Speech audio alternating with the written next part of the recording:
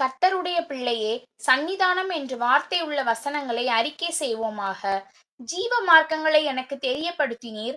உம்முடைய சந்நிதானத்திலே என்னை சந்தோஷத்தினால் நிரப்புவீர் என்று சொல்லுகிறான். அப்போஸ்தலர் 2:28.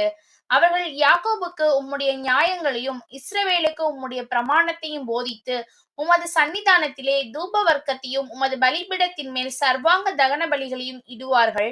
உபாகமம் 33:10.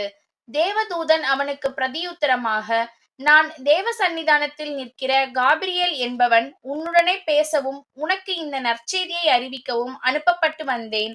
லூக்கா 1:19. மோசே கர்த்தருடைய சந்நிதானத்தில், நான் விருத்த சேதனம் இல்லாத உதடுள்ளவன், பார்வோன் எனக்கு எப்படி செவி கொடுப்பான் என்றான். யாத்ராகமம் 6:30. ஆனபடியினாலே கர்த்தருடைய சந்நிதானத்திலிருந்து இளைப்பாறுதலின் காலங்கள் வரும்படிக்கும் முன்னே குறிக்கப்பட்ட இயேசு கிறிஸ்துவை அவர் உங்களிடத்தில் அனுப்பும்படிக்கும் உங்கள் பாவங்கள் நிவர்த்தி செய்யப்படும் பொருட்டு நீங்கள் மனம் திரும்பி குணப்படுங்கள். அப்போஸ்தலர் 3:19-20. எவனுக்கு நீங்கள் மன்னிக்கிறீர்களோ அவனுக்கு நானும் மன்னிக்கிறேன். மேலும் எதை நான் மன்னித்திருக்கிறேனோ அதை உங்கள் நிமித்தம் கிறிஸ்துவினுடைய சந்நிதானத்திலே மன்னித்திருக்கிறேன். 2 கொரிந்தியர் 2:10.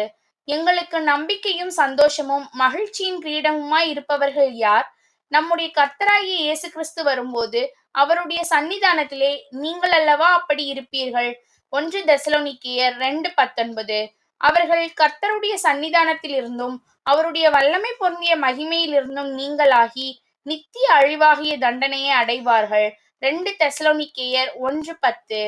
எல்லாவற்றையும் உயிரோடு இருக்க செய்கிற தேவனுடைய சந்நிதானத்திலேயும் பொந்தியு பிலாத்துவின் முன்னின்று நல்ல அறிக்கையை சாட்சியாக விளங்க பண்ணின கிறிஸ்து இயேசுவினுடைய சந்நிதானத்திலேயும் உனக்கு கட்டளையிடுகிறேன்.